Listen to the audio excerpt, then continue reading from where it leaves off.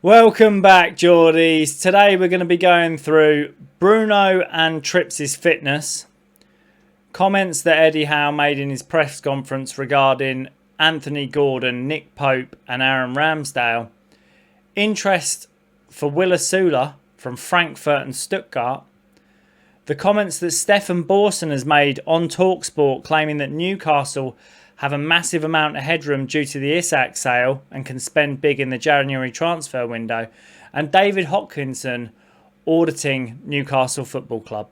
Let's get into it.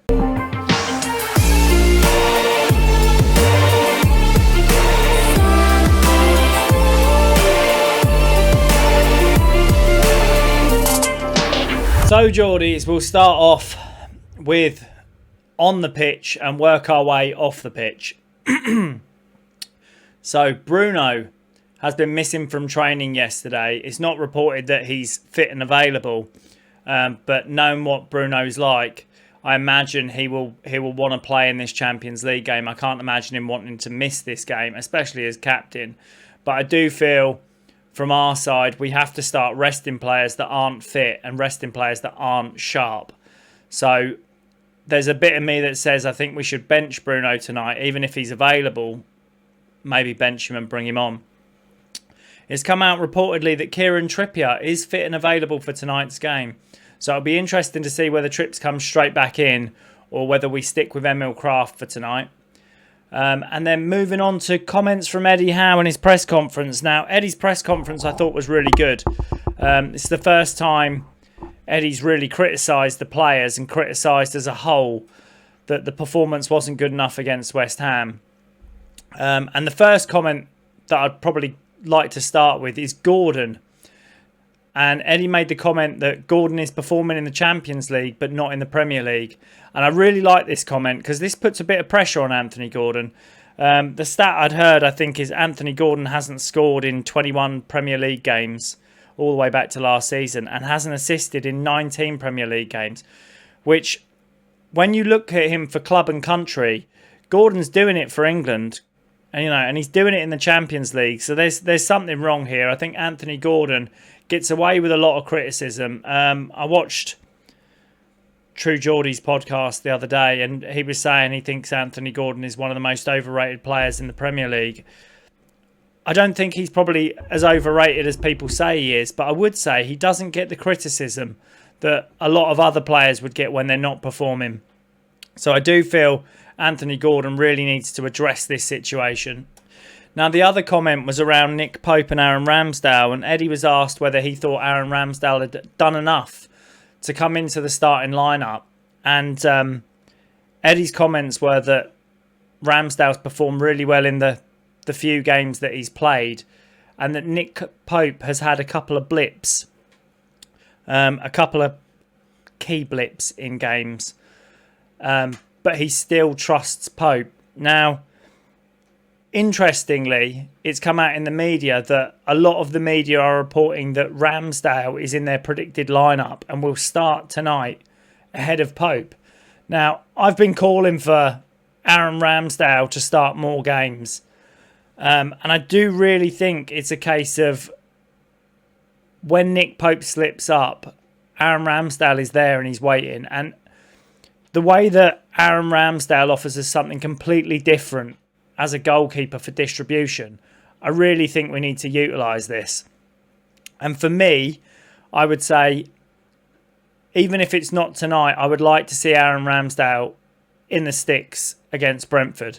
I think that's a game that we could really do with a ball-playing goalkeeper. And then moving on, sticking with the press conferences, Dan Burn. I was really impressed with Dan Burn's press conference. And most of all because he said some things that we probably don't want to hear, but they're true.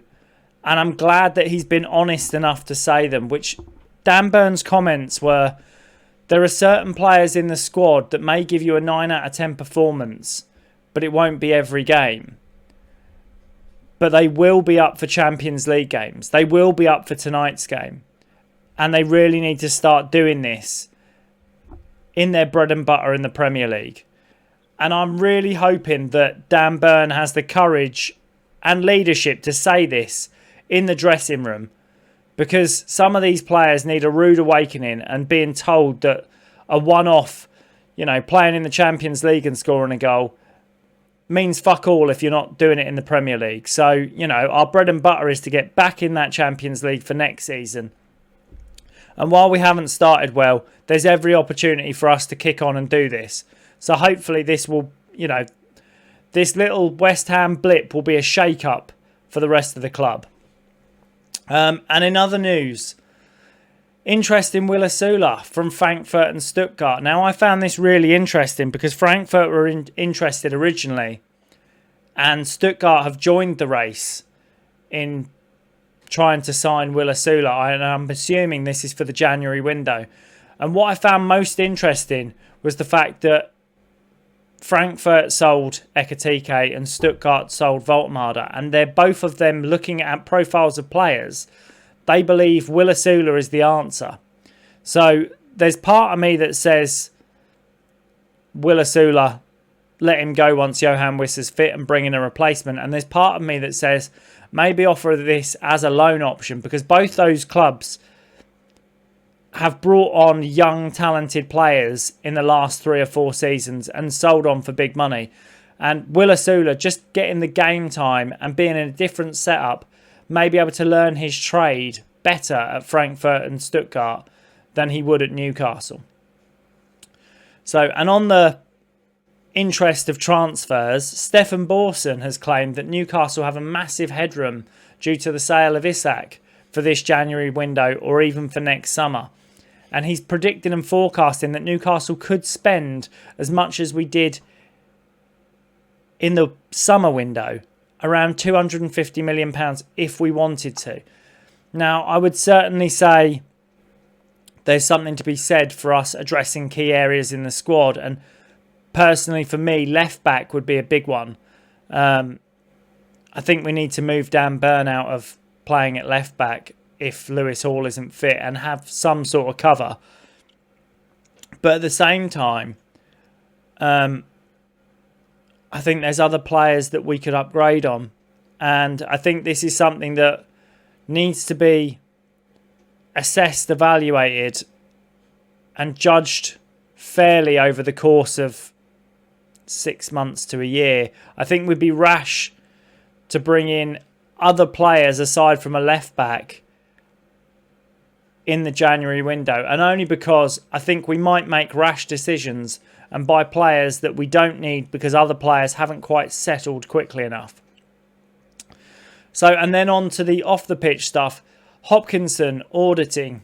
So CEO David Hopkinson is auditing the football club from top to bottom, and essentially his idea is that he's going to check that everybody's doing their job correctly, and if they're not doing their job, then they can move on and we'll find somebody else. And interestingly, Peter Silverston, it has come out he's been put on gardening leave and he will be leaving to go to Juventus.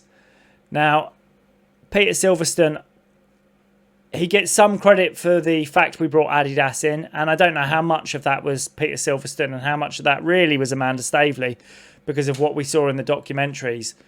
But I think overall, what Peter Silverston has done is not drastically impactful to Newcastle as a whole. And I would hope that David Hopkinson, having worked at Real Madrid and having seen the financial side of a club that's as big as Real Madrid, will be looking to bring somebody in who has the profile to take our club to the next level. And I know David Hopkinson has come out and said he'd like to increase our internal or commercial revenue by 100 million by the end of the year, which is dramatic, but I think steps that we have to take.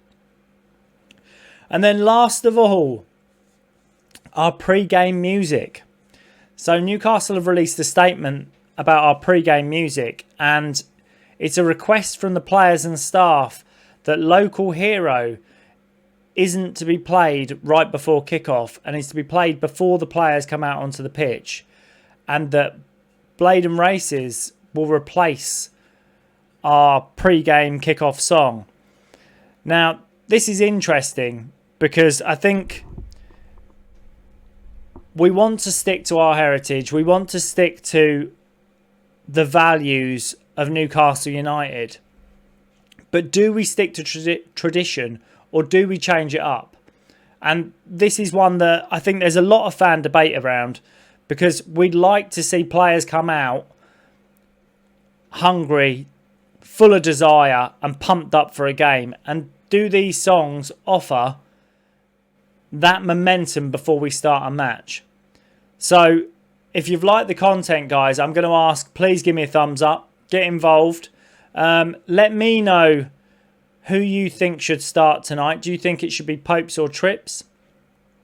Do you think Anthony Gordon is giving enough in the Premier League as well as the Champions League? Do you think it's a dip in form, or do you think he needs to address it? Do you think we should sell Will Osula or just loan him out? And do you think Newcastle as a whole should be looking for better investors when it comes to our commercial side? Do you think we should be looking bigger than bringing in Visa and Guinness, who seem to be giving out sponsorships to anybody? Let me know in the comments, guys, and hopefully I will see you in the next one.